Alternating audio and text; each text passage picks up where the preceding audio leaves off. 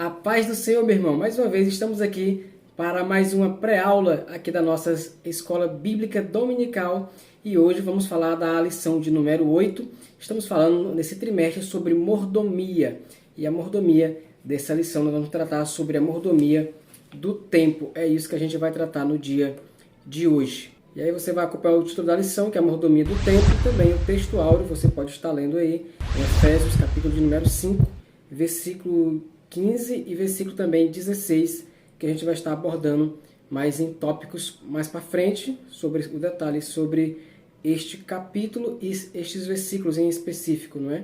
Também tem a verdade prática, você pode estar lendo aí na sua classe, e a nossa leitura bíblica em classe é o famoso texto de Eclesiastes, capítulo de número 3, versículo de 1 ao 8, né? Que fala sobre há tempo para todo propósito debaixo do céu. Então a gente também vai tratar sobre um pouco disso aqui também, né? Nessa lição. Então você que está chegando aqui conosco, nós vamos falar sobre o tempo. Quem foi que criou o tempo? Nós vamos ver essas questões. Como remir o tempo? Nós vamos estar debatendo acerca disso. Se você está chegando agora nesse canal, Dantas Oficial, se não for inscrito, se inscreva, dê o seu like para que o YouTube recomende esse vídeo para outras pessoas também. Se tiver alguma dúvida ou quiser acrescentar, comente também, será um prazer ler o teu comentário. Se inscreva, dê seu joinha e aperte o sininho de notificação para que todos os vídeos que nós postarmos aqui no nosso canal cheguem também à sua casa, beleza? Cheguei para você. Então, sem mais delongas, vamos para a lição de número 8, que é a mordomia do tempo. E o primeiro ponto dessa lição, ele vai falar sobre conceitos importantes. E dentro desse tópico, conceitos importantes, nós vamos trabalhar aí sobre o primeiro subtópico, a palavra tempo. Então, quando a gente vai tratar aqui desse primeiro subtópico, a palavra tempo, a gente começa até perguntando quem criou o tempo, não é? Nós que acreditamos na criação, acreditamos que tem um criador, uma mente que arquitetou tudo isso. E nós podemos dizer que esse arquiteto é o nosso Deus. Então, o primeiro tópico é a palavra tempo. Quando o tempo entrou na história da humanidade? Quando foi que o tempo chegou na história da humanidade? Nós percebemos na leitura que a gente fizemos aqui em Gênesis, que quando Deus criou Adão e Eva, e você entende ali que eles foram criados sem pecados, tanto Adão quanto Eva, e parece-me que Adão e Eva eles não tinham noção, podemos dizer assim, noção do passado nem do futuro. Eles viviam o presente, porque o tempo para eles era aquela velha história, né? Há sempre tempo para tudo, porque eles não eram sujeitos ao tempo antes do pecado. Agora, depois que eles pecaram, eles ficaram escravos do tempo. Eles ficaram escravos do tempo. Aí sim, o dia eles tinham que acordar, tinham que plantar, tinham que colher, passavam por a dificuldade dos dias após dias. E aí, então, dali para frente, eles se tornaram escravos do tempo, assim como todos nós também. Então, hoje a gente vive nessa correria de acordar cedo, trabalhar, voltar e fazer praticamente quase as mesmas coisas todos os dias. Então, eles aparentemente, antes do pecado, não tinha esse problema com o tempo. Eles viviam como nós sabemos que eles viviam para viver para sempre, então o dia de ontem não era tão importante assim como a gente que faz alusões. Se eu voltasse há 3 anos atrás, teria terminado um curso, ou há 4, 5 anos, teria feito faculdade. Eles não tinham esse problema, porque eles iam viver para sempre. Conheceu o pecado, chegou o tempo para eles e agora tudo gira em torno disso. Então, a partir do momento que eles pecaram, você começa a ler, você vai ter conhecimento de quanto tempo ele passou a existir na Terra, quanto tempo ele viveu, quanto tempo ele gerou filhos e filhas, e por aí vai. Então, nós vemos aqui em Gênesis, capítulo de número 2, e o versículo 4, que diz assim: no dia em que o Senhor Deus fez a terra e os céus. Então, observe essa expressão, no dia. Então, essa expressão aqui, no dia, ela se refere ao tempo do homem.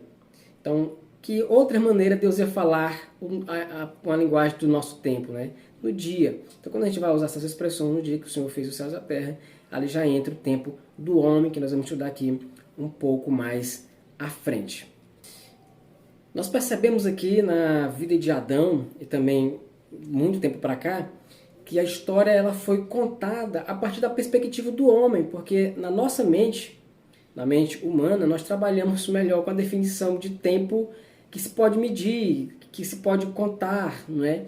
Então fica mais fácil nós compreendermos o tempo. Então o tempo, ele, quando adentra no mundo, ele passou a ser contado pelas pessoas, para que nós pudéssemos compreender melhor o tempo. Então aqui, ó, a palavra tempo, ela tem origem na palavra latina, porque o nosso português é derivado do latim. Então a palavra tempo é originada do latim. Então tempo ele vem da palavra tempores, tempus, que significa divisão, divisão de duração de instantes.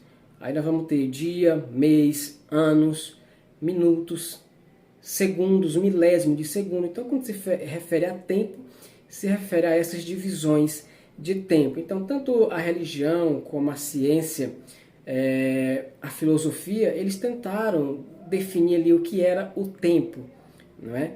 Então muitos homens na história, eles debateram o que seria o tempo, como definir bem o tempo. Então nós temos homens como Platão, Aristóteles, Agostinho, Newton, até Albert Einstein dizer que o tempo era a quarta dimensão, como ele chegou a chamar o tempo. Então você vê que é um assunto que não é discutido de agora, é discutido de há muito tempo atrás.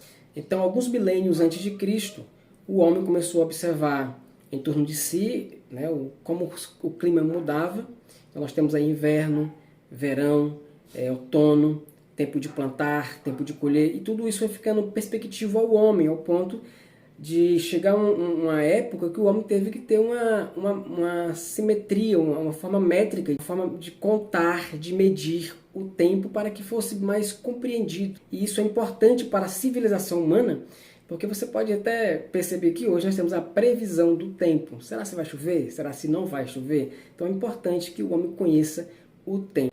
Então essa expressão tempo ela vem do latim, que significa divisão, duração de instante. Pode ser segundos, minutos, horas, dias, mês e ano. Então você vê aí a profundidade de tempo. Eu vou deixar um link aqui embaixo para você estudar quando foi que surgiu a divisão de horas, de minutos, de mês e de anos. E também vou deixar aqui do ladinho uma imagem para você ver que é o relógio Sol, como era que eles mediam a hora naquele tempo. O Sol batia nesses relógios que eles haviam criado e de acordo com a sombra ali indicaria o tempo do dia, né? Então antigamente eles se baseavam muito pelo Sol. O Sol em cima do céu, em cima era o meio-dia, né? E dependendo da posição do Sol, eles se baseariam que hora do dia seria aquela. Então vamos para o segundo subtópico. O segundo subtópico da nossa lição é o tempo na Bíblia e na teologia. Então, tempo na Bíblia e na teologia, nós vamos trabalhar aqui 4 palavras que faz parte de quem lê a Bíblia e estuda teologia. Então, a primeira palavra aqui que ele vai usar é o tópico ponto 2.1, no princípio. Então, essa palavra aqui, no princípio, nós podemos ler aqui Gênesis 1:1, que vai dizer, no princípio criou Deus os céus e a terra. Então, essa palavra no princípio, que vem do hebraico, Bereshit, ela está relacionada com a eternidade. Porque esse no princípio aqui, ele não é ainda o tempo do homem, o tempo que se pode medir, a gente vai falar daqui a pouco. Mas no princípio de quê?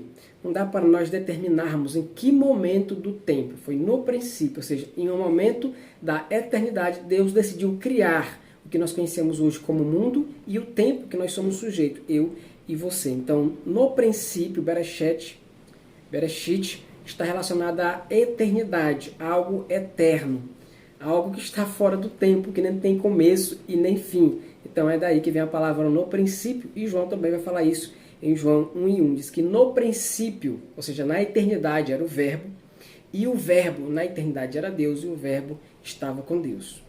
E no princípio, ou seja, no começo do nosso mundo, já existente na eternidade. Então a palavra eternidade, nos termos da Bíblia e na teologia, é Bereshit, que significa eternidade. É uma palavra para tempo. Outra palavra também bastante interessante é no tópico ponto 2.2, que é Ion. E essa palavra Ion, segundo o nosso autor da nossa lição, ela está relacionada com o tempo que nós chamamos de dia. E é um dia natural, um dia de 24 horas, como nós conhecemos hoje. é bem importante salientarmos que a Bíblia foi escrita na cultura judaica e eles mediam o tempo de 12 horas, né? O dia de 12 horas, melhor dizendo. Então, de 6 da manhã às 18 da tarde era o dia, e das 18 da tarde até amanhecer era a noite. Então, quando você lê na Bíblia, vai estar escrito: choveu 40 dias e 40 noites, ou seja, ele dividia o período de 12 e 12. Já como nós estamos nos tempos modernos, nós juntamos tanto as 12 horas do dia quanto da noite e dá um dia só, um dia de 24 horas. Então essa palavra Yom está relacionada a um dia de 24 horas. Né? E é o tempo que foi dividido em horas, em minutos, em segundos, para que fosse mais fácil da gente compreender um momento entre um determinado instante e outro. E como nós mediria o que está no meio? Então precisaríamos de algo para medir. Então nós temos aí as horas, medimos os dias, né? Hoje nós sabemos que um ano tem 365 dias e há anos que tem 366 dias, mês de 30, mês de 28, mês de 31, enfim, semanas. E nós passamos a medir esse tempo que é Yom, tempo de 24 horas, ok? Vamos para o terceiro, outro subtópico, que é o 2.3, que aqui é muito interessante, que é o tempo do homem, que é Cronos. Cronos, ele vem do grego, e aqui vai entrar, se você for estudar isso aqui, vai entrar a mitologia grega, né? Os deuses gregos, mas ele tem, aqui no nosso contexto histórico e bíblico, ele tem uma ideia de tempo humano.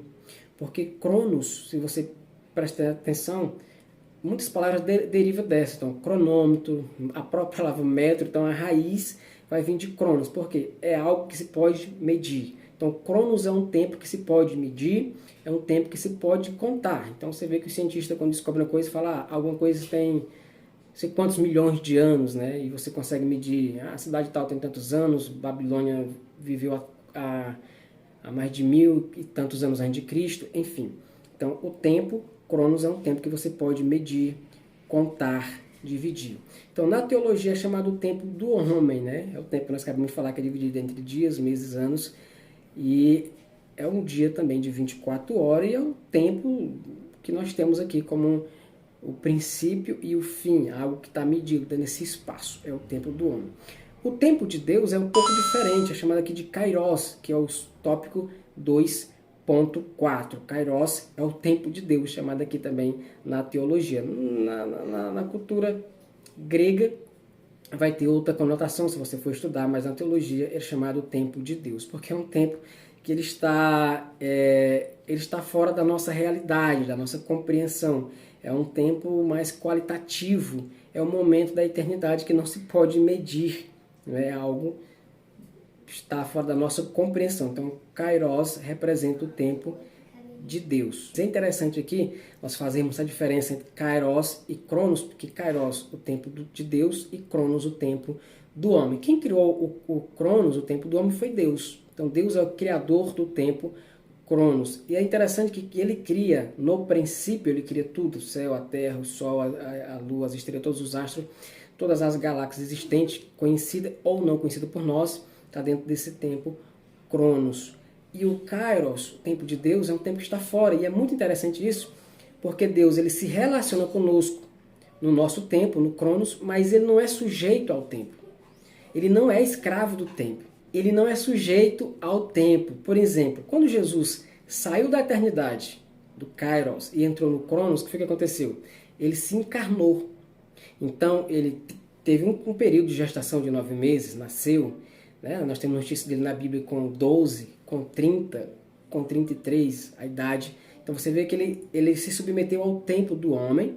Então, ele, como qualquer ser humano, nasce, cresce, né? E teve seu tempo de vida, e até a própria morte, como nós vemos ali, como o homem também. Mas Deus, ele vem nesse tempo, mas ele não é sujeito ao tempo, ele está no Kairos. Por exemplo, quando ele está aqui no tempo Cronos, e o tempo Cronos não tem efeito sobre ele, é por isso que a Bíblia vai dizer que um dia para ele, esse dia aqui do Cronos, é como se fosse 1000 e 1000, como se fosse um dia, porque ele está presente em todos os lugares. É como se esse tempo Cronos, tempo do homem, fosse apenas um espaço pequeno em relação ao Cairo, que é todo esse espaço que você pode estar vendo aqui ao meu redor, um exemplo. E Deus está olhando aqui o cronos, o tempo do homem. Então ele vê você nascer, crescer, morrer e o seu fim, né, se é salvo ou não, enfim. Então ele está presente, tanto no passado, presente e futuro. Então, no nosso tempo, para Deus, não tem passado, nem presente, nem futuro, porque ele consegue ver tudo, porque ele está de fora do tempo. Agora, o Kairos não dá nem para a gente compreender, porque a nossa mente não consegue imaginar um tempo sem fim. Então, quando a gente se refere à eternidade, a gente fala de algo que não tem mais fim de dias. Então, tá aí a expressão Kairos, que é o tempo de Deus. Então, vamos para o tópico de número 2. O tópico de número 2 vai falar sobre a mordomia do tempo. Como a gente já estudou sobre o tempo, o seu conceito na teologia, não é? Até um pouco de história também dá para você ver, tanto em várias outras religiões e na ciência e na filosofia, a forma deles pensar sobre o tempo também, e grandes pensadores do passado. Agora a gente vai falar sobre a mordomia do tempo. O nosso primeiro subtópico é remindo o tempo. Isso aqui é muito importante. Eu quero começar sobre o significado da palavra remir. Então, remir, esse verbo remir, ele traz o sentido de resgatar, de redimir, de trazer algo de volta que está sob o domínio de outrem. Então, você lembra quando eu falei que quando o homem conhece o pecado, ele é dominado pelo tempo, ele é escravo do tempo? Essa expressão que nós temos hoje é: eu não estou tendo tempo, não tenho tempo para isso e nem para aquilo. A gente anda corrido, então cada dia que passa o tempo parece que não dá. Então, essa expressão remir, ou esse verbo remir, significa resgatar, redimir, remover algo ou alguém do poder de outro. Então, se você lembrar, quando eu falei no início, quando o homem conheceu o pecado, ele ficou dominado pelo tempo, sujeito ao tempo. Então, remir o tempo é, de certa forma, resgatar aquele tempo perdido. E perdido de que forma? O pecado ele vem para nos escravizar, para nos afastar de Deus. E remir o tempo é você resgatar o tempo para Deus. E a gente vai falar disso aqui em outros pontos também. Então essa expressão remir o tempo, que aparece aqui em Efésios capítulo 5, versículo 16, o versículo 15 e o 16, em outras traduções ele vai trazer a expressão de aproveitando cada oportunidade. Então remir o tempo, ele também tem essa outras expressões em outras Bíblias, aproveitando cada oportunidade. Então, o que é que dá para a gente concluir aqui? Que essa expressão remir o tempo tem significado de ter poder sobre o nosso tempo. Quando você pratica esse remir o tempo, é você que manda no seu tempo. Em vez do tempo te escravizar, que você vai usar bem o tempo, você não vai perder tempo, né? Talvez se você olhar na sua vida, você vai lembrar de muitas coisas, talvez você perdeu o tempo. Mas aqui não, você vai resgatar e usá-lo com sabedoria e aproveitando o tempo importante que você às vezes tinha perdido para voltado para as coisas de Deus. Só para lembrar, nós temos um tempo de 24 horas, mas parece que está correndo muito rápido. Por quê? Porque a gente faz muitas outras coisas e parece que o tempo não está ao nosso favor. O autor fala aqui que os brasileiros passam muito tempo na internet. Eu não vou entrar aqui no mérito da pessoa que entra em redes sociais, enfim, porque hoje a internet virou uma plataforma de trabalho. Então você está vendo esse vídeo aí na internet, no YouTube, e outras pessoas trabalham e usam tanto o Facebook quanto o Instagram para fazer venda de produtos. Então há uma parcela muito grande de pessoas que trabalham com a internet. Mas se o uso for só com coisas fúteis e banais, então de certa forma está se perdendo tempo, né? Dá para estudar-se muito na internet. O Google se tornou uma das maiores bibliotecas online. Você vai lá e ele tem resposta para tudo, né? Só dá uma googada. Então, não é tudo que está relacionado à internet é ruim. Pelo contrário, tem muita coisa boa aí. É claro, sabendo policiar o nosso tempo. Então, o nosso segundo subtópico é contar o tempo, né? Nosso segundo subtópico aqui, contar o tempo. E aqui ele vai fazer uso do Salmo 90, que é o Salmo de Moisés. E quando Moisés escreve esse Salmo, Salmo 90, versículo 2, ele vai dizer: ensina-nos a contar os nossos dias. E por que contar os dias é importante? Salmos 19, verso 12, ele vai dizer: ensina-nos a contar os nossos dias. Por que ele não usou a expressão ensina-nos a nos contar as semanas, os meses e os anos? Por que os dias? Porque se refere ao presente. Nós não podemos mudar nem o passado e nem tampouco viver no futuro. Nós conseguimos viver no presente. Contar o presente é usar bem o presente. O hoje é mais importante do que amanhã, porque o nosso hoje nós podemos determinar o nosso amanhã, o nosso hoje nós podemos determinar o nosso futuro. Contar esse dia Aqui seria basicamente você usar ele bem. É muito mais do que contar os dias da semana, do mês ou de um ano, né? Ele não está falando disso. É darmos valor ao dia, é darmos valor ao nosso tempo. Então, quanto vale o seu tempo? Dá para a gente fazer essa pergunta: quanto vale o seu tempo? Moisés chegou a dizer aqui nesses salmos que o nosso tempo é muito valioso porque a nossa vida é como um sonho, um sopro.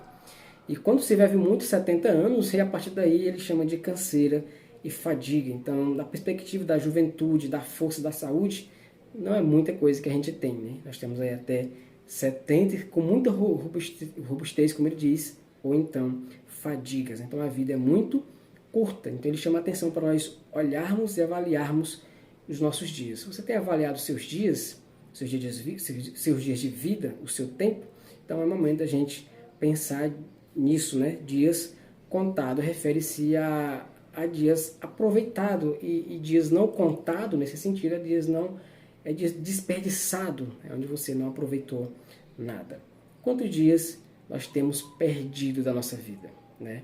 Jesus disse que aquele que ganhar, que achar que está ganhando, na verdade ele está perdendo. Mas aquele que acha que está perdendo, investindo o seu tempo para Deus, Jesus disse que esse está ganhando. Então, veja a matemática de Deus como é um pouco diferente da nossa. Então, sim, contar o dia está relacionado com aproveitar com sabedoria o tempo. Olhando todo o Salmo de Moisés, você vai compreender isso muito bem.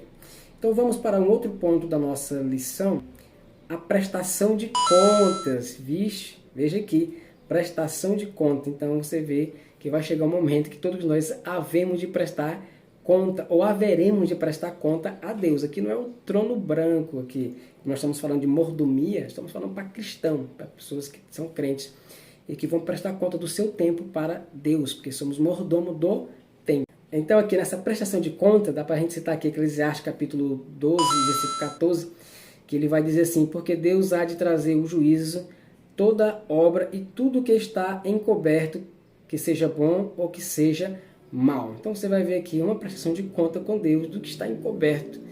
Outra coisa que nós vamos ver aqui é que o homem, ele é livre. O homem, ele tem liberdade para fazer o que ele quiser da sua vida. Só que ele tem que lembrar que um dia ele vai prestar conta de tudo, até das palavras frívolas de Jesus no Novo Testamento. Nós havemos de prestar conta. Nós temos aqui outro texto, 2 Coríntios 5 e 10, que diz assim: porque todos devemos comparecer ao tribunal de Cristo. Veja que esse tribunal aqui, se você for estudar ele, é para premiação ou para perca de algumas coisas que talvez se fez achando que ia ganhar alguma coisa, e vai comparar palha, feno e madeira, não é? Ao contrapartida de outros, são joias preciosas que vai durar para sempre. Então veja também que outro tribunal, um lugar de prestação de contas também. Em Hebreus capítulo 4, versículo 13, diz assim: e não há criatura alguma encoberta diante dele, antes todas as coisas estão nuas e patentes aos olhos daqueles quem temos de tratar.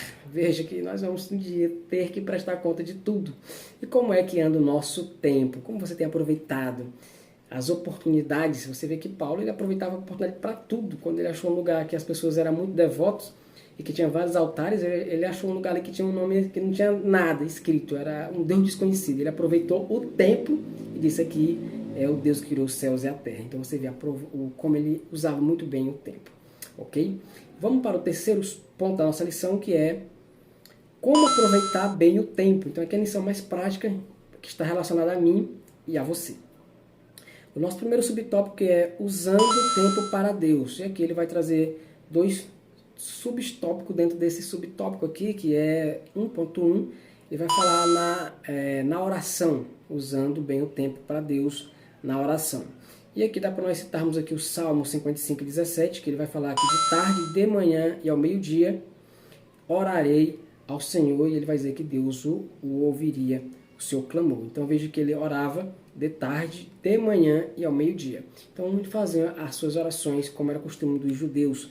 Ele tinha tempo para buscar a Deus. Você lembra que quando a igreja recebeu o batismo do Espírito Santo, eles estavam no templo orando, né? Você vê também um grande milagre que aconteceu por João e Pedro, e a Bíblia diz que eles estavam indo ao templo orar.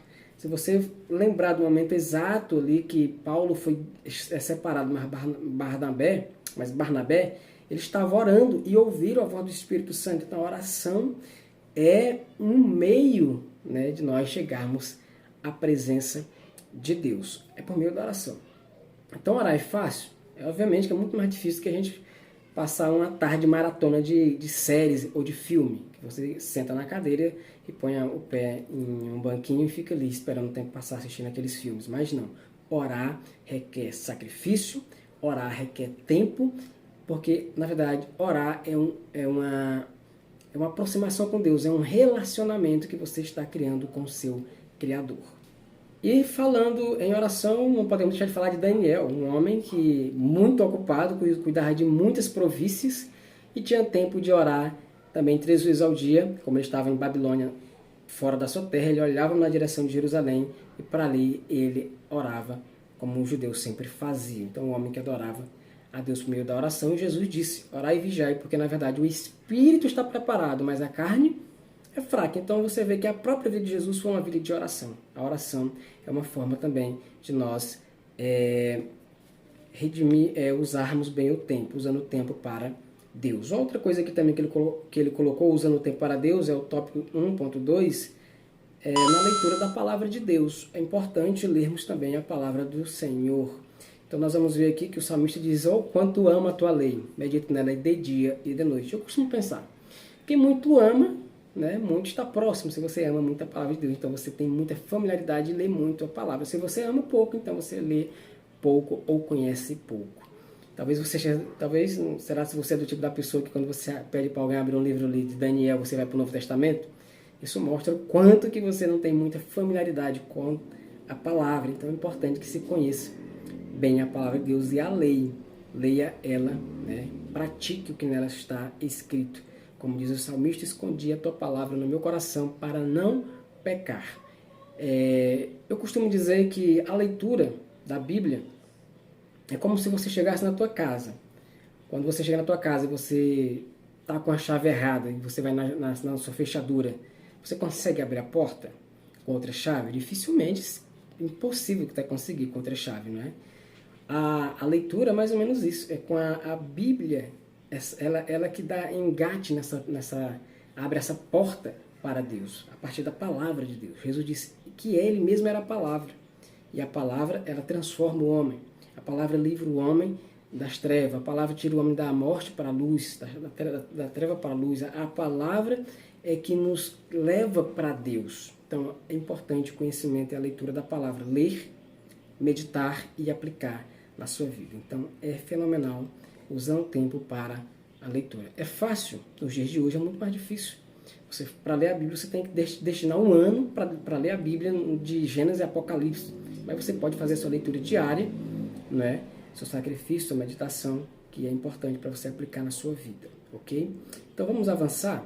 O segundo subtópico, usando o tempo para você mesmo, usando o tempo ao nosso favor. Então aqui, usando o tempo para nós mesmos, aqui Paulo vai mandar uma carta para Timóteo, dizendo assim, cuida bem de ti mesmo. Então você vê que quando Paulo escreve essa carta para Timóteo, no ano 64, aproximadamente depois de Cristo, para que ele cuidasse dele mesmo, da sua saúde. Então você vê que o descuidado com o nosso corpo não é de hoje. Você vê que vem lá de muito tempo, há 65 anos atrás, homens, pastores que se dedicaram a Deus também, havia orientação para que eles cuidassem do seu próprio corpo, da sua própria vida.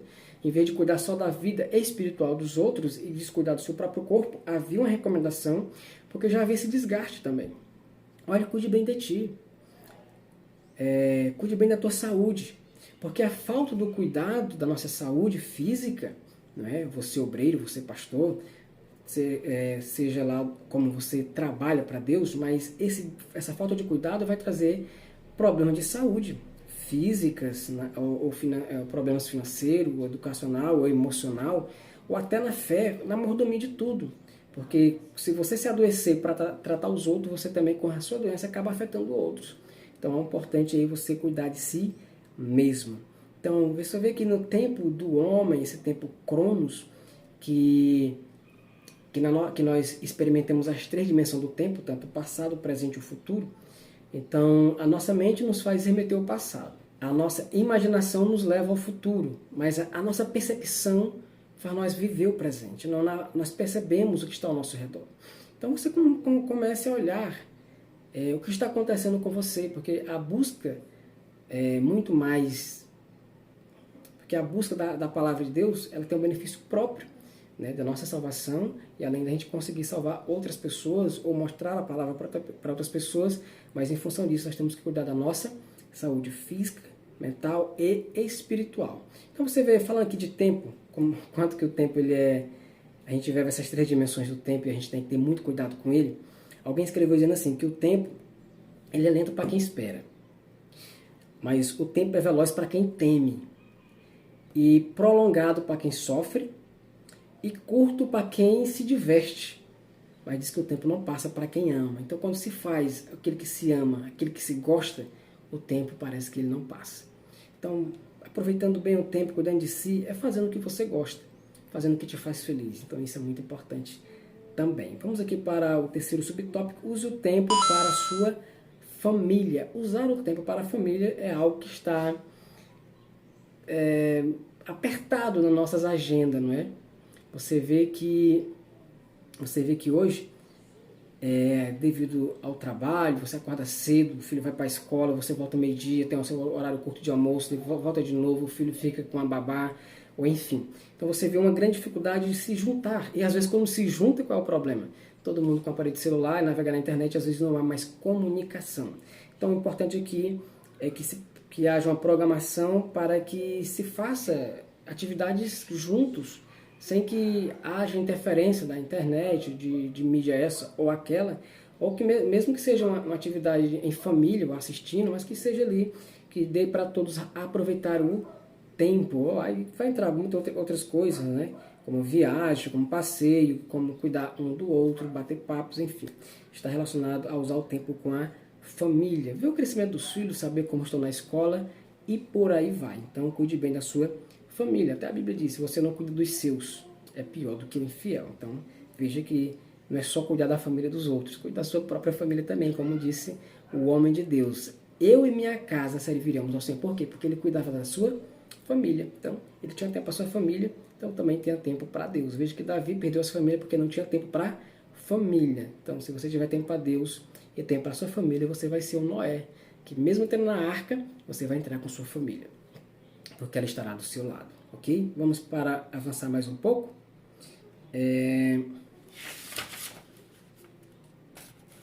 Não, esse aqui era o último tópico mesmo, que era o tempo da família. Então, essa lição ela foi basicamente isso.